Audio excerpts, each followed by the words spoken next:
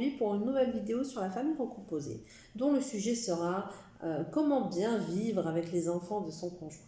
J'attends là, et après... Non, tu peux pas mettre les vis d'abord. Hein. Il a raison, il faut d'abord emboîter, c'est un peu bizarre. emboîter le bas d'abord. Non, regardez, non, justement, non, regardez. Venez vous approcher. C'est là où c'est important de dire le blanc. Chez vous. Vous voyez les petits traits là. Et Tu vas mettre le dossier là, contre là. oui, et après tu fais passer là. Vous vissez devant, comme ça, voilà. Et maintenant vous avez vissé devant, on regarde. Et là, effectivement, là, on va avoir un problème. Comment bien vivre avec les enfants de son conjoint, c'est pas toujours évident. Parce qu'en fait, quand on regarde déjà ces enfants, ils ne nous ressemblent pas. Ce ne sont pas les nôtres, on voit les traits de l'ex de notre conjoint dedans, on voit ses traits de visage, ses traits de caractère. Et il y a des fois où ça a du mal à passer, c'est pas toujours facile. Donc comment faire pour bien vivre avec eux? Parce que quand on tombe amoureux de son chéri ou de sa chérie, on pense pas forcément, on sait qu'il a des enfants, on se dit oui, pas de problème, moi j'aime les enfants, on va bien s'entendre, ça va bien se passer. D'ailleurs, j'ai passé déjà plusieurs jours avec eux, c'était top, hein. Mais en fait, des fois, ce qu'on voit pas toujours arriver, c'est qu'en fait, aussi, on arrive dans une situation familiale, on arrive dans une ancienne vie de famille, on prend le relais de cette vie de famille. Et ça, on ne le voit pas forcément à l'avance, et tout ce que ça entraîne avec. Alors, ce qu'il faut comprendre quand on commence à vivre tous ensemble, qu'on commence à reformer une nouvelle famille, donc cette famille recomposée, en fait, il ne faut pas aller trop vite. Il faut pas vouloir brûler les étapes. Il faut que vous appreniez à aimer ces enfants pour ce qu'ils sont et qu'ils apprennent à vous aimer pour ce que vous êtes en retour. Il faut faire preuve au départ, il faut prendre son temps, il faut faire preuve de, il faut faire preuve un petit peu de retenue, si je puis dire. Faut pas les gâter de cadeaux, les couvrir de cadeaux. L'enfant il va se dire c'est chouette à chaque fois qu'on se voit, à chaque fois qu'on passe du temps ensemble, super, hein, elle m'offre tout, j'ai le droit à des glaces, des gâteaux, des machins. Et le jour où ça va s'arrêter, vous allez commencer à freiner pour X raisons, parce que vous rentrez moins d'argent, parce que, je sais pas moi, parce que vous avez envie de faire les choses différemment, tout simplement, de gérer votre économie d'une autre manière.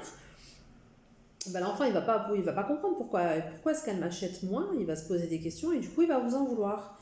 Et du coup il faut pas tout le temps surenchérir parce que c'est pas véritable, on n'achète pas l'amour de cet enfant. Cet enfant il faut qu'il apprenne à vous apprécier avec le temps en partageant des moments avec vous. C'est pareil, on peut pas tout de suite leur faire des tonnes de câlins, leur donner des tonnes d'amour. C'est pas comme notre enfant, on peut le choyer, lui faire des câlins, des amours autant qu'on veut, on peut le serrer très fort dans nos bras. Là, c'est pas notre enfant, et donc il faut qu'il y ait quand même une certaine distance, mais qui va se réduire avec le temps. Plus vous allez passer de temps avec l'enfant, plus l'enfant va se rapprocher de vous, plus il va vous aimer. Et du coup, les câlins spontanés, ça va venir tout seul. Les vrais câlins, les vrais... le soir, je me mets contre toi pour regarder la télé, etc.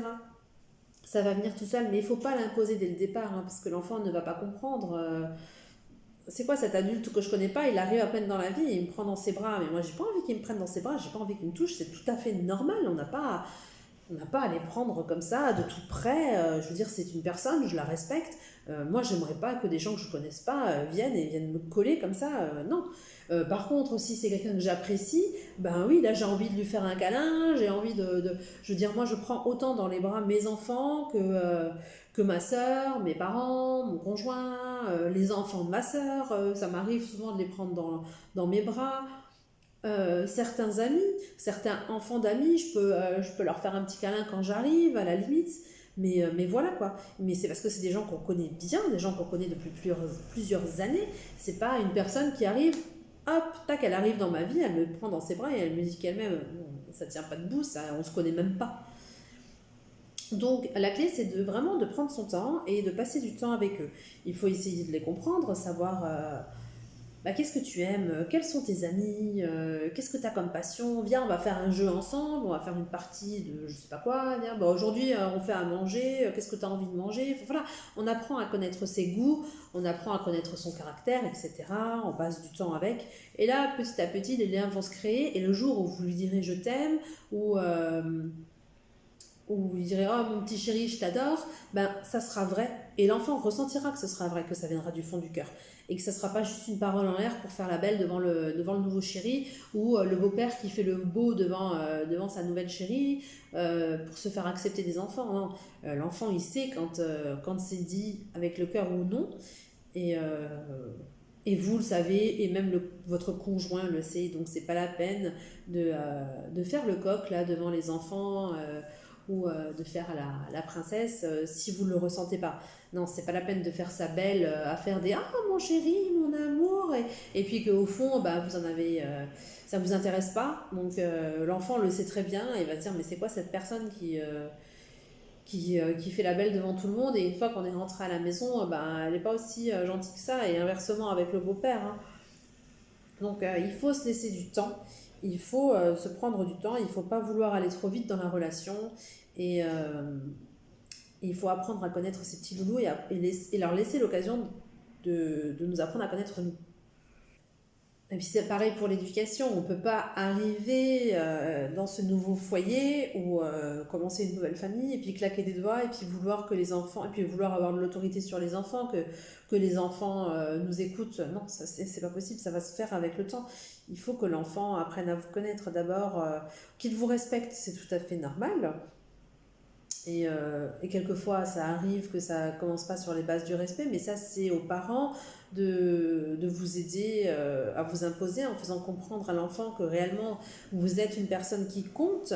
Pour lui, c'est pas juste une femme de passage ou un homme de passage. Non, c'est la personne avec qui vous voulez faire votre vie. Le parent, il faut qu'il ait cette position, qu'il explique à l'enfant que cette personne le rend heureux, qu'elle a envie d'avancer avec lui ou avec elle dans la vie. Et du coup, ça va mettre une petite graine dans le cerveau de l'enfant, ça va commencer à le faire cogiter, il va se dire ok, si papa il l'aime, si elle le rend heureux, ou inversement, c'est un monsieur qui rend heureux sa femme, enfin sa nouvelle chérie. Donc les enfants vont le comprendre et ils vont être heureux pour le parent.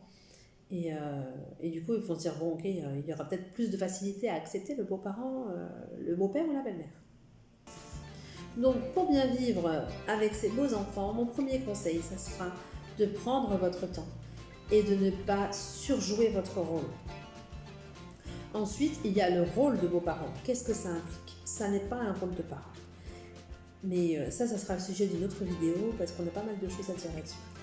Donc, j'espère que ce sujet vous intéressera et que sur celui qu'on a traité aujourd'hui, vous allez prendre des petites idées, que ça vous aidera à passer peut-être un cap. Et en attendant, je vous dis à bientôt pour d'autres vidéos et prenez soin de vous. Ciao ciao!